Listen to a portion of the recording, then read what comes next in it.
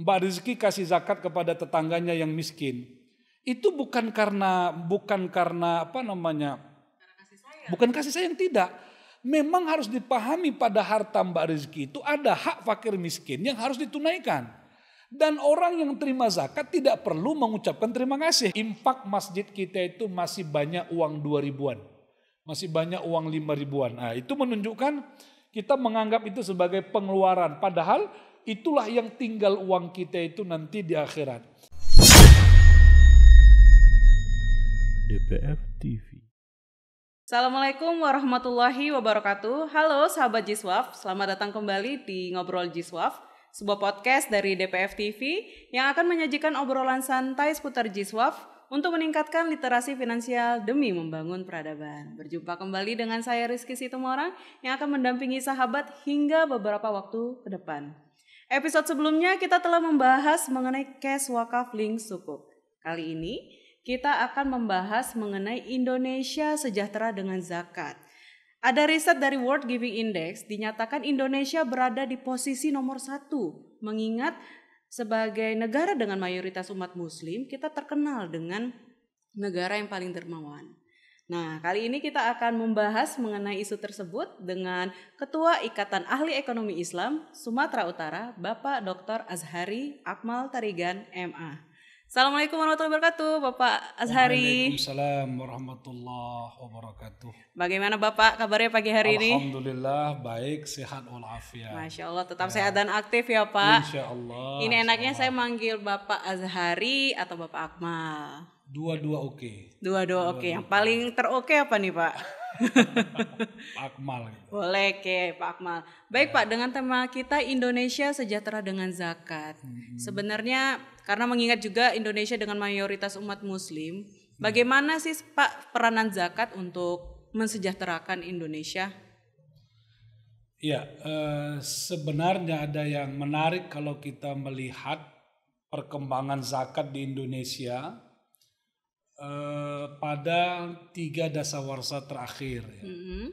Dulu zakat itu memang dipahami bagian dari ibadah, karena memang posisinya di dalam kitab-kitab fikih itu dia ditempatkan pada rubu' ibadah.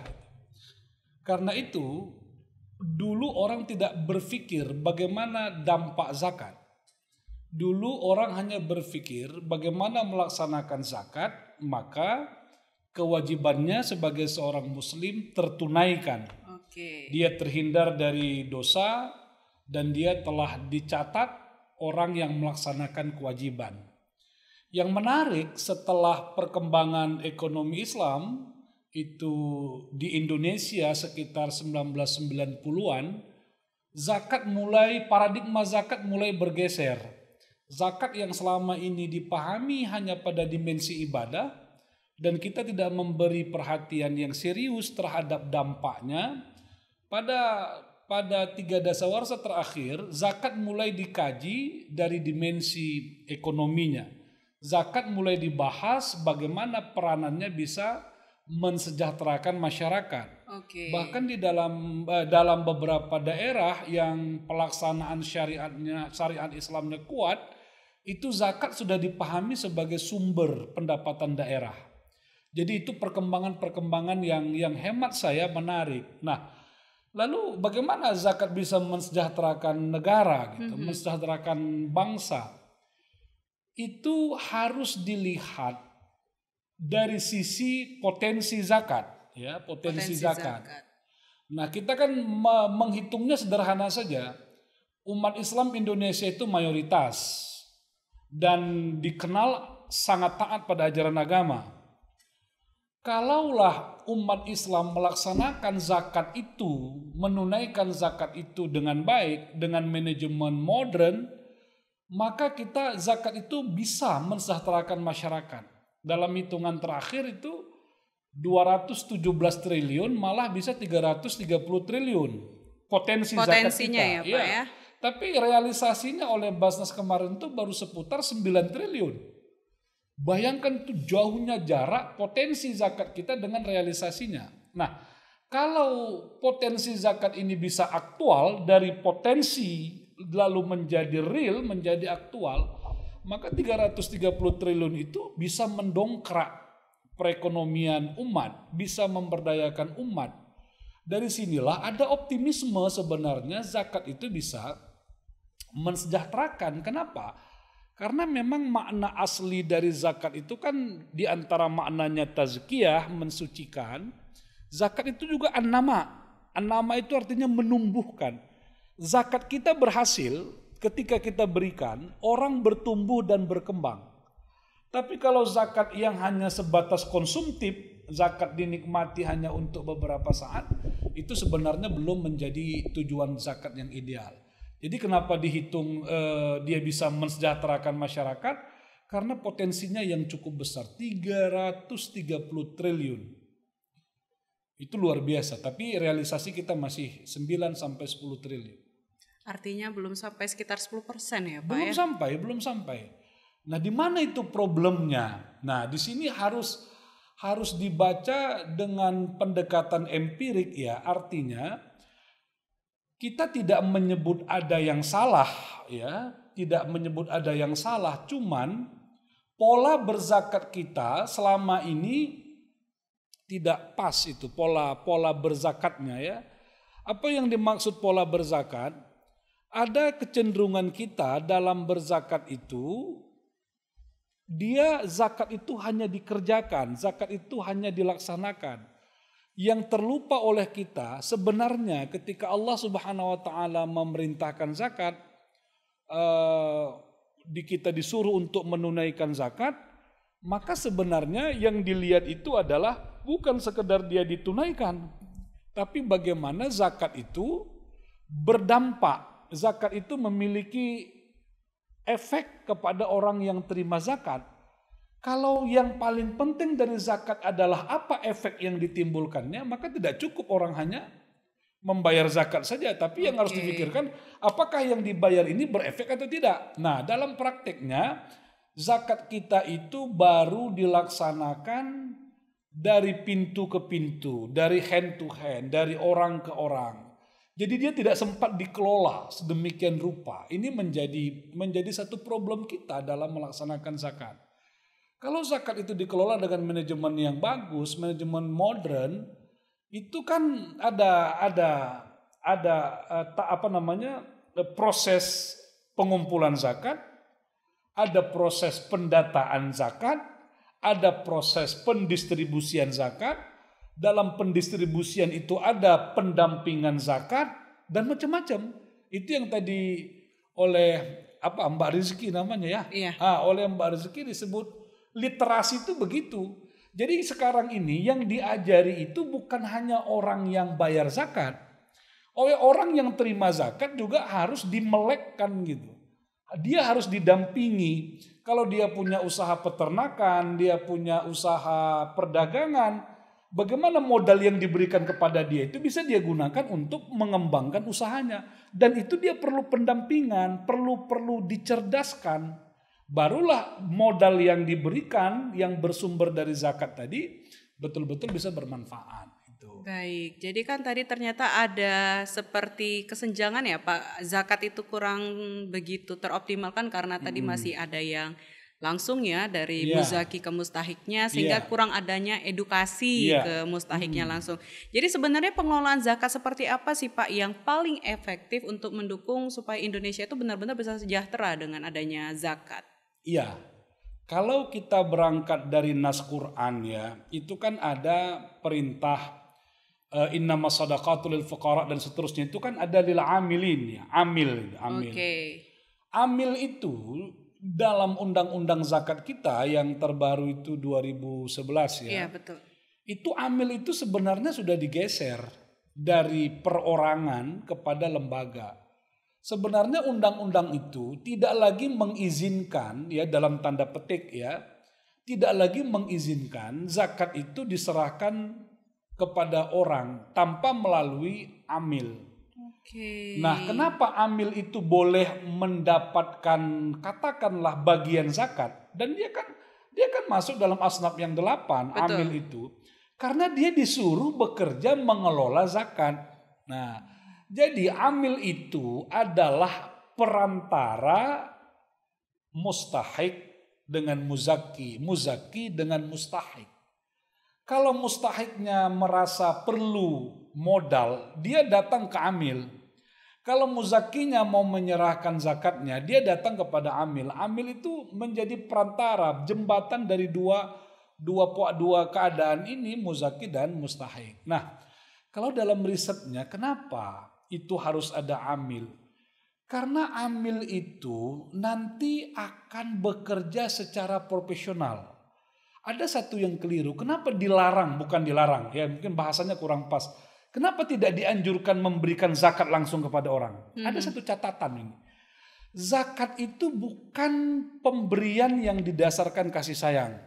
Zakat itu bukan pemberian yang dalam bentuk bantuan orang ke orang. Misalnya, Mbak Rizky kasih zakat kepada tetangganya yang miskin. Itu bukan karena Cara kasih sayang. bukan gitu. kasih sayang, tidak. Memang harus dipahami pada harta Mbak Rizky itu ada hak fakir miskin yang harus ditunaikan. Dan orang yang terima zakat tidak perlu mengucapkan terima kasih. Kenapa? Karena itu hartanya. Jadi ada dua perbedaan zakat dengan infak. Kalau infak, kita diberi orang infak, diberi sedekah, itu harus terima kasih. Kenapa? Infak itu adalah mengeluarkan sesuatu yang memang menjadi harta kita. Maka orang yang berinfak itu orang yang hebat, orang yang baik gitu. Tapi kalau zakat tidak. Zakat itu mengeluarkan harta yang memang milik orang. Yang masih ada di tangan saya. Kalau saya tidak bayarkan zakat, maka harta orang ini akan mengotori harta saya seluruhnya. Maka dia harus saya keluarkan. Kalau saya harus keluarkan, yang mengucapkan terima kasih adalah saya. Muzakinya ya Pak ya. Kenapa? Orang masih mau terima zakat. Karena nanti akan datang suatu zaman orang tidak lagi mau terima zakat. Nah, oleh karena itu untuk menghindarkan orang air mukanya hilang karena dia kalau diberi itu merasa dibantu, supaya dia tidak punya kewajiban untuk membalas kebaikan itu, maka hadirlah amil. Jadi ketika amil ini menyerahkan zakat kepada mustahik tidak pernah tahu ini hartanya siapa dan memang tidak perlu tahu. Itu menjadi haknya gitu. Nah, inilah sebenarnya yang harus dikembangkan di masyarakat, kesadaran menyerahkan zakat itu kepada lembaga amil ya. Apakah lembaga amil zakat, LAS ya, kalau ada BAS, Badan Amil Zakat Nasional, itu sebenarnya lembaga-lembaga yang disahkan oleh undang-undang. Nah, karena itu lembaga-lembaga zakat akan bekerja secara profesional, mulai dari pendataan, mulai dari melihat potensi ya, bahwa zakat itu perlu untuk karitatif. Untuk karitatif itu kan misalnya menyelesaikan kebutuhan mendasar orang susah, orang miskin, nggak apa-apa dikasih zakat. Tapi yang lebih penting itu adalah zakat itu harus bisa menumbuh kembangkan, harus bisa memberdayakan orang. Dengan modal yang kita berikan dia bertumbuh, sehingga nanti pada satu saat dia kembali bisa menunaikan zakat. Tidak lagi dalam posisi orang yang menerima zakat. Oke. Baik, menarik Pak. Jadi bisa dikatakan nggak Pak, zakat ini dijadikan sebagai instrumen kontrol untuk mensejahterakan perekonomian? Bisa dikatakan nggak Pak ini sebagai instrumen kontrol? Ya sebenarnya kalau kita mau jujur ya, dalam perkembangan ekonomi syariah, saya termasuk orang yang melihat secara jernih ya, praktek riba di dalam Al-Quran itu hanya bisa diselesaikan dua hal saja. Yang pertama sektor real, mengembangkan sektor real. Yang kedua adalah dengan menumbuh suburkan zakat. Termasuklah aktivitas filantropi lainnya. Zakat, infak, sedekah, wakaf itu kan aktivitas filantropi dalam bahasa yang lain ya. Mana yang lebih efektif untuk memberdayakan masyarakat, lewat bank syariah atau lewat zakat? Saya yang berpendapat akan lebih efektif lewat zakat. Lewat zakat Lewat ya zakat. Pak? Nanti zakat plus wakaf. Tapi wakaf yang kita maksud wakaf yang sudah mengalami pembaharuan. Itu yang mungkin sudah dibahas kemarin, cash wakaf. Cash wakaf itu potensinya juga luar biasa, tapi kita kan tidak bahas itu. Zakat itu potensinya sebagaimana disebut tadi, itu yang bisa digunakan untuk menjadi modal. Misalnya kita pernah mendengar istilah zakat produktif ya. Betul. Zakat produktif itu apa artinya? Kita boleh memutar dana zakat itu sebagai modal, walaupun ada pakar, walaupun ada ahli mengatakan dia tidak boleh lebih dari 2 tahun.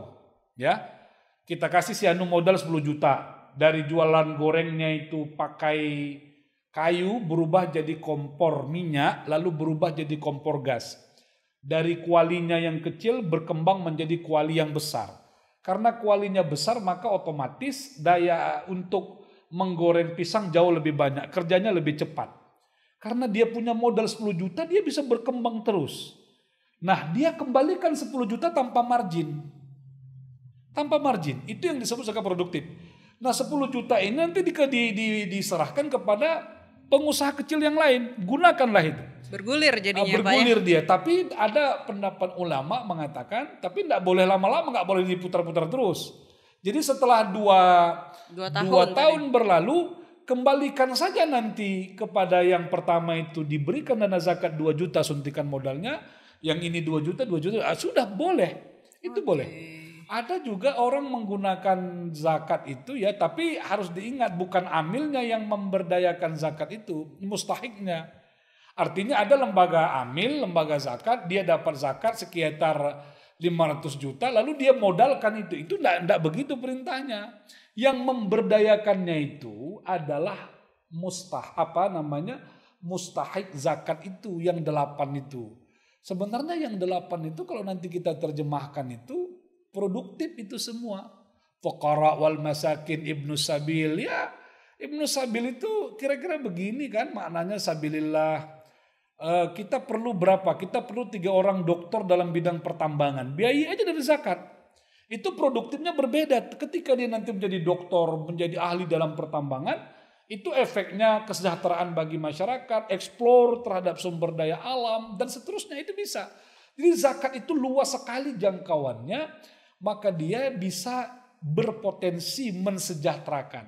Kita baru bisa berkata, apakah zakat sudah mensejahterakan masyarakat? Belum. Tapi zakat itu berpotensi untuk mensejahterakan. Kalau dia dilaksanakan dengan baik dan kesadaran umat Islam itu semuanya sudah utuh untuk berzakat itu. Dan bisa jadi tadi lebih utuh kesadarannya bahwa peran amil itu juga sangat memiliki posisi yang paling penting ya Pak ya? Iya. Dalam sejarahnya kan itu menjadi penting. Malah sejak zaman Rasul itu amil itu memiliki kewenangan. Kewenangan ini kan sekarang amil ini kan posisinya kerelaan. Kerelaan dalam arti kata orang yang bayar zakat ke dia, orang yang serahkan zakat ke dia.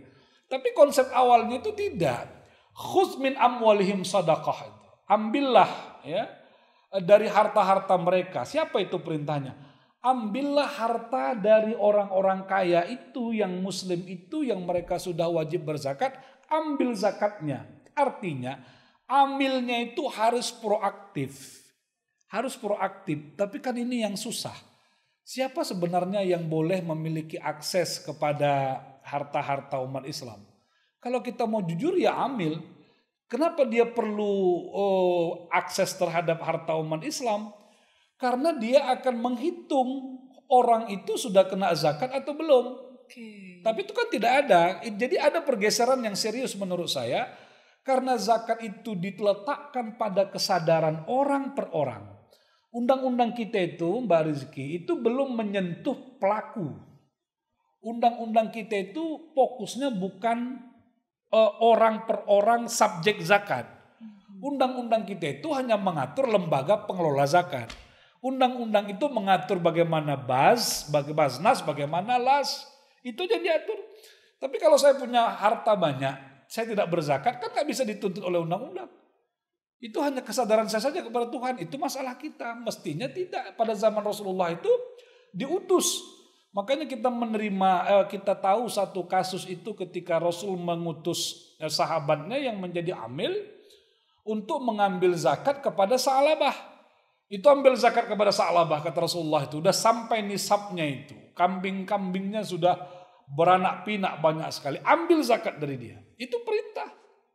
Tapi kan sekarang akses kita nggak ada. Akhirnya Yang bisa dilakukan lembaga amil ya hanya literasi, hanya edukasi, hanya sosialisasi. Ya, saya tidak tahu ya, misalnya LAS. Siapa tadi nama lembaga kita ini? Lasnas DPR. Las Jalaluddin Pane Foundation misalnya. Betul. Datang ke sebuah pengajian, gitu ya. Kami punya lembaga amil zakat, ini, kami sudah punya program ini. Mohon Bapak Ibu yang mau berzakat atau gimana caranya, kira-kira begitu ya. Kan hanya sebatas itu. Nah, kita nggak bisa memiliki pressure untuk memaksa orang untuk berzakat. Nah, itu problemnya. Jadi, tapi jauh lebih baik ya dari sebelum 30 tahun yang lalu, itu jauh lebih baik sekarang ini gitu. Sudah ada kemajuan yang cukup signifikan. Namun kalau kita lihat tadi dari sisi realisasi zakat, tugas Baznas dan Lasnas itu masih besar, masih perlu ditingkatkan di masa-masa yang akan datang. Masih banyak PR-nya ya Pak ya. Ya. Jadi kesimpulannya kira-kira Indonesia ini sudah sejahtera belum Pak dengan zakat? Kita belum bisa menyebut Indonesia sejahtera dengan zakat. Kalau tadi potensi kita masih 10 triliun, 10 triliun itu kan mau dibagi kepada itu kan 10 triliun dari mana jumlahnya? Zakat DKI aja enggak kan? Itu kan zakat seluruh Indonesia. Yang datanya terkumpul oleh Baznas 10 triliun. 10 triliun itu untuk apa gitu? Makanya kan sekarang ini kan ada jok-jok kecil. Kenapa sekarang nangis bayi-bayi itu lebih kencang? Anak baru lahir, itu nangisnya kencang sekali. Kenapa kencang? Karena ketika dia lahir, dia harus menanggung utang negara ini. Ada yang mengatakan 13 ribu, ada yang mengatakan 15 ribu, malah ada yang mengatakan lebih dari itu.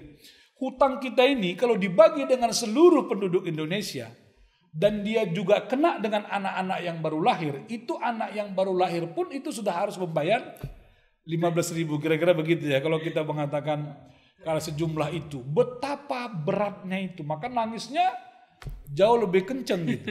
Nah itu artinya belum bisa menunaikan zakat belum bisa mensejahterakan. Memang kalau dalam kajian-kajian yang berlangsung selama ini, baik yang dilakukan oleh Ikatan Ahli Ekonomi Islam Indonesia, yang dilakukan oleh Masyarakat Ekonomi Syariah ya, itu kalau potensi wakaf uang umat Islam tambah pemberdayaan potensi zakat umat Islam itu bisa menyelesaikan utang negara ini. Masya Allah. Bisa menyelesaikan itu. Kalau kita mengatakan 330 triliun per tahun itu sebenarnya, tambah nanti potensi wakaf uangnya, itu bisa diselesaikan itu. Nah tinggal lagi ya problemnya bagaimana mengembangkan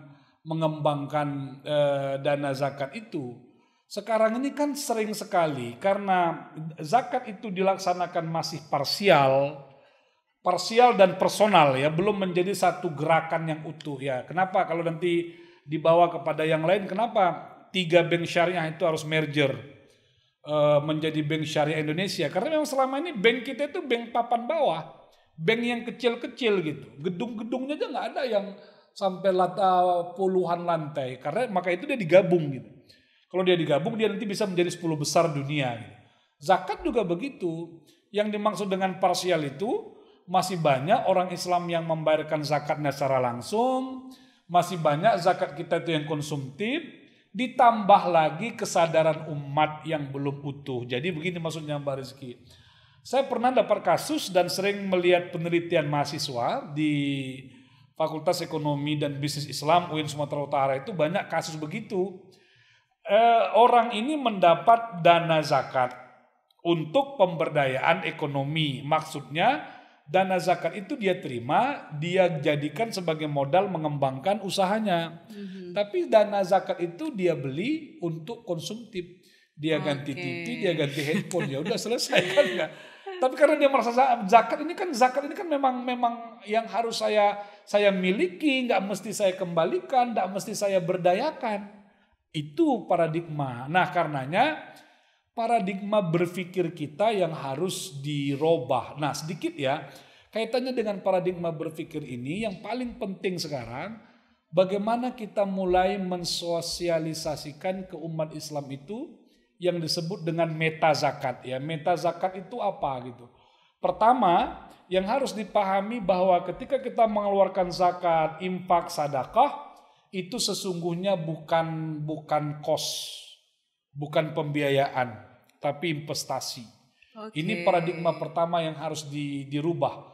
Apa buktinya belum berubah? Infak masjid kita itu masih banyak uang 2.000-an. Masih banyak uang 5.000-an. Nah, itu menunjukkan kita menganggap itu sebagai pengeluaran. Padahal itulah yang tinggal uang kita itu nanti di akhirat. Yang kedua, bahwa diri kita ini bukan terminal harta. Kita ini hanya sekedar tempat transit. Harta kepada kita transit, kita ambil berapa yang kita perlukan untuk kebutuhan hidup, maka sebagiannya harus dikeluarkan. Apakah zakat, infak, sedekah. Tidak semuanya kita pakai untuk hidup kita.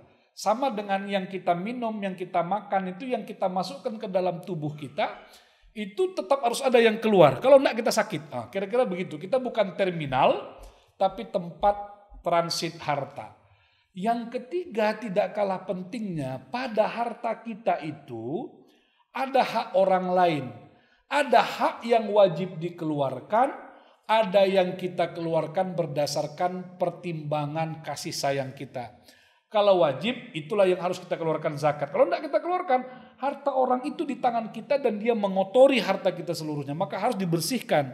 Maka zakat disebut membersihkan harta. Tapi kalau infak dan sedekah itu kerelaan kita. Kita punya uang 10.000, ada orang susah, kita berikan dia 2.000.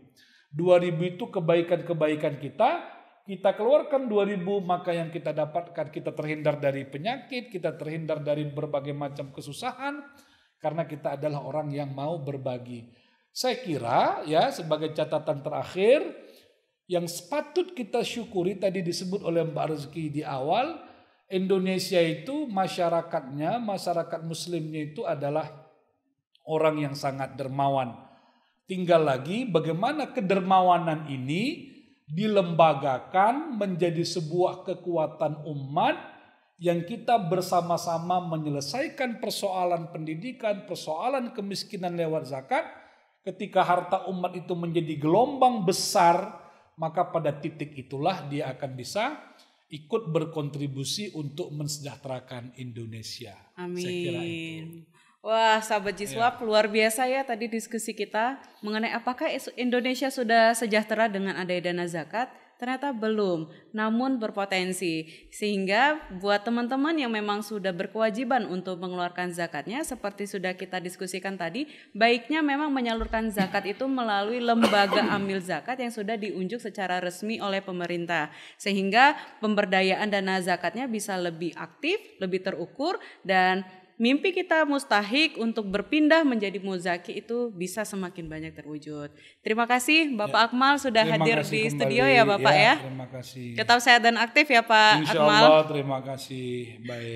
Baik sahabat Jiswap, terima kasih sudah menyaksikan Ngobrol Jiswap. Jangan lupa untuk menyaksikan episode selanjutnya setiap hari Jumat pukul 9 pagi. Saya Rizky Situmorang undur diri, tetap sehat dan aktif dengan zakat dan wakaf produktif. Assalamualaikum warahmatullahi wabarakatuh. Waalaikumsalam warahmatullahi wabarakatuh.